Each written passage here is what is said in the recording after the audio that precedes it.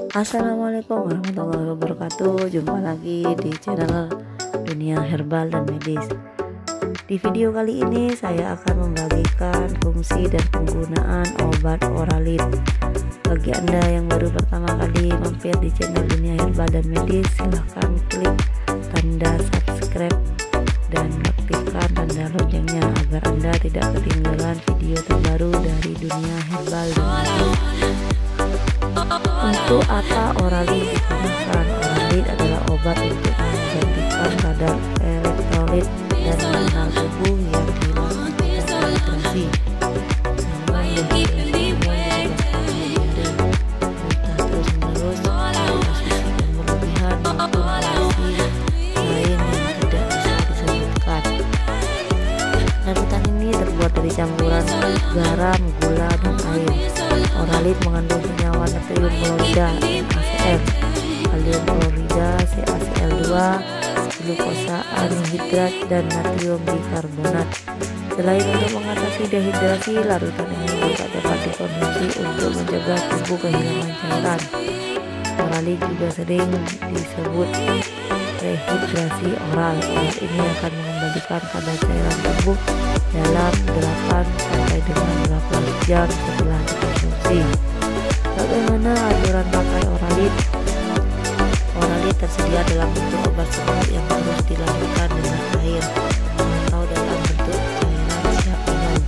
Larutan Oralit dapat diminum dengan atau tanpa makanan tentunya. Orang dewasa bisa minum obat ini sesuai dosis seperti minum air biasanya. Namun untuk bayi dan anak yang masih kecil, orang tua perlu mengendokkan obat dengan sendok ke mulut anak. Selain itu, anak juga tetap perlu untuk minum air putih supaya tidak merasa haus dan asupan cairan terpenuhi lebih cepat. Bagaimana cara menyimpan Oralit? Yaitu cara terbaik untuk menyimpan Oralit adalah simpan pada ruangan yang bersuhu antara 15 hingga 30 Celcius. Setelah kemasan dibuka, obat harus digunakan dalam waktu 48 jam. Jangan menyimpan obat ini di tempat yang terpapar sinar matahari langsung atau tempat yang lembab seperti kamar mandi. Anda juga tidak boleh membekukan obat ini di dalam lemari es. Perlu diperhatikan bahwa tidak semua merek obat punya aturan penyimpanan yang sama. Oleh karena itu, perlu selalu perhatikan instruksi penyimpanan pada kemasan produk atau tanyakan pada petugas Anda. Selain itu, jauhkan semua obat-obatan dari jangkauan anak-anak dan hewan peliharaan. Untuk dosis Oralit pada dewasa, dehidrasi ringan yaitu 5-10 ml cairan per kilogram dalam badan, itu diminum dalam 4 sampai 6 jam sekali.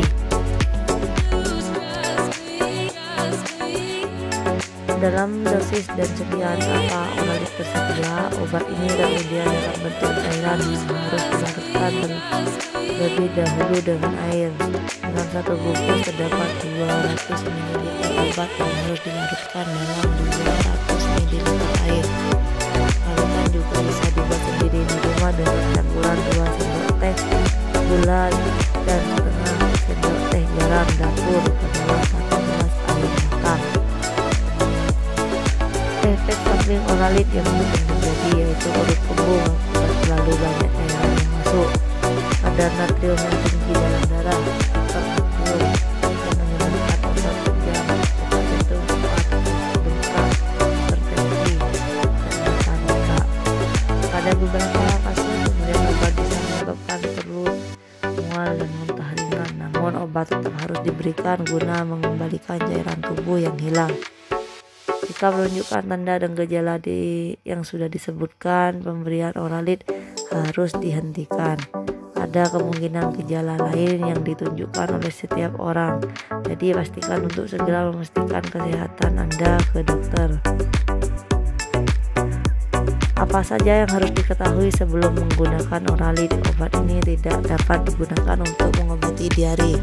Oralit hanya berfungsi untuk mengembalikan cairan dan elektrolit yang hilang akibat diare.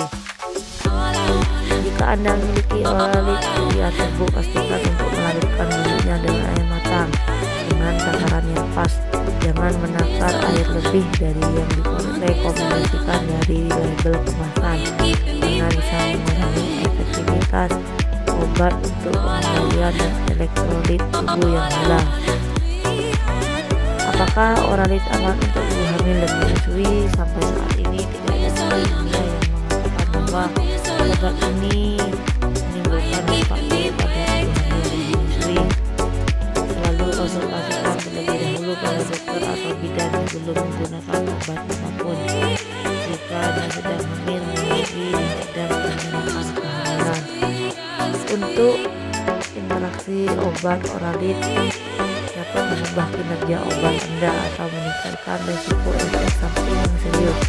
Tidak semua kemungkinan interaksi obat tercantum dalam dokumen yang telah disebutkan di dalam kemasan. Bukan atas semua produk yang Anda gunakan dalam sebuah obat resep maupun non-resep.